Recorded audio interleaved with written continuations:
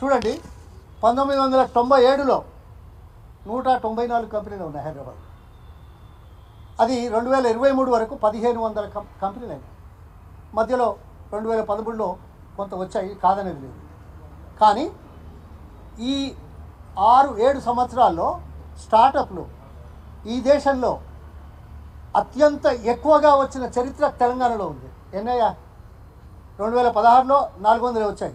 2022 వరకు 2000 వరకు కొత్త కంపెనీలు వచ్చాయి, స్టార్టప్ కంపెనీలు వచ్చాయి. ఇది చారిత్రక సత్యం కాదా? ఈ బేస్ కాదా? ఇది బేస్ కాదా? అదేవిధంగా దేశంలో తెలంగాణ రాష్ట్రం 2022 14 నుంచి 23 వరకు ఇదేమన్నా ఐటీ ఇన్నోవేషన్స్ దాదాపు అన్ని రాష్ట్రాల కంటే ముందంజలో ఉంది తెలంగాణ రాష్ట్రం, 4%. మిగతా అన్నీ 1% కూడా లేదు ఇన్నోవేషన్స్. ఎందుకు వచ్చింది?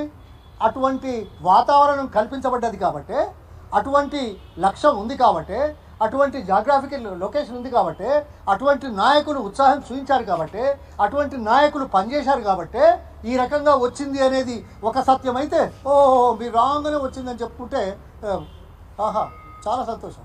చూద్దాం. మీ మంత్రి గారే అన్నారు, పక్కనే ఉన్నారు, ఇవన్నీ వచ్చిన తర్వాత చేసినట్టయితే బాగుంటుందని. ఏమయ్యా? ఎక్కడ ఉద్యోగాలు, ఎంప్లాయ్మెంట్ దాదాపు 9,05,000 ఉద్యోగాలు ఐటీ కంపెనీలో వచ్చింది. ఏది 10 సంవత్సరాల్లో. అంతకుముందు 3,27,000 2013లో. అంటే 6 లక్షల పైచలకు కొత్త ఉద్యోగాలు వచ్చిన అవకాశం గత 10 సంవత్సరాల్లో వస్తే 1997లో 12,000 ఉన్నాయి. మరి 3 లక్షల నుంచి 9 లక్షల ఉద్యోగాలు ఊరికే వస్తాయా? వాతావరణం కల్పిస్తే కదా, పెట్టుబడులు వస్తేనే కదా, కంపెనీలు ఎక్స్పాన్షన్ అయితేనే కదా, వాళ్ళకు నమ్మకం ఉంటేనే కదా. అదేవిధంగా మరి స్క్వేర్ ఫీట్ బిల్టప్ ఏరియా ఇక్కడ కంపెనీలు ఎంత పెట్టాయి అనేది 2 లక్షల స్క్వేర్ ఫీట్లు కూడా లేకుండే 1997లో. అటువంటిది ఇవాళ 75 మిలియన్లు, అంటే 7.5 కోట్ల ఎస్ఎఫ్టీల ఆఫీస్ స్పేసు ఐటీ కంపెనీలో 2023లో ఉన్న నగ్న సత్యాన్ని కనుక చూస్తే మీరేం చేస్తారో చూద్దాం. ఈ సంవత్సరంలో ఎంత వచ్చిందే? ఎన్ని ఎస్ఎఫ్టీలు వచ్చిందా? ఆయనేమో ఆ ఇరిగేషన్ మంత్రి ఏమో ఈ సంవత్సరం పంటలు బాగా మేము వచ్చినాము. ఏం చేస్తూ వచ్చినాయి? ఇప్పుడు ఈ కంపెనీలన్నీ నువ్వేం చేస్తూ వచ్చినాయి? ఎందుకు వచ్చినాయి? గత చరిత్ర లేదా? దాన్ని బట్టే కదా మన ముఖాలను చూసి పెట్టుబడులు వస్తాయా ఇంత తొందరగా?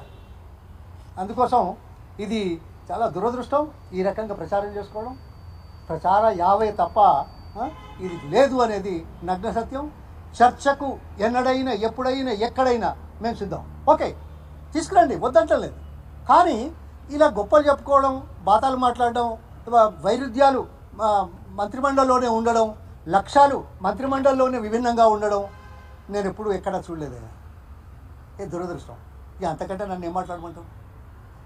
ప్రభుత్వ ధ్యేయాలే లక్ష్యాలే విభిన్న కోణాల్లో విభిన్న పదవుల్లో ఉన్న వాళ్ళు మాట్లాడుతూ ఉంటే ఇదేమైనా కొనసాగిదా?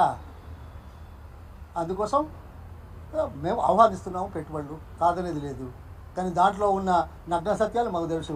ఇది ఎట్లున్నదంటే ఉట్టికెక్కలేనమ్మా ఏదో స్వర్గానికి నిచ్చనేసినట్టు పోటీ ఇతర రాష్ట్రాలతో గట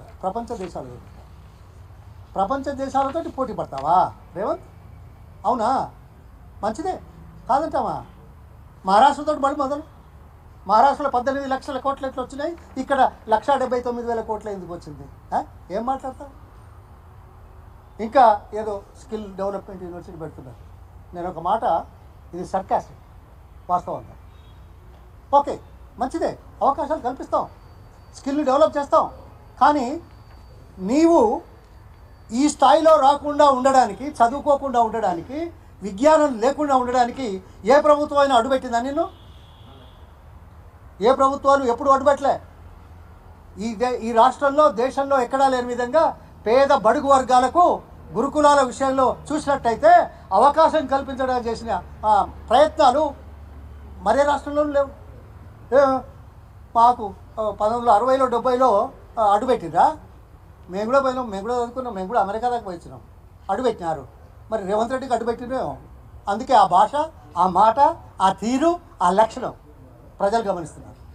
ధన్యవాదాలు.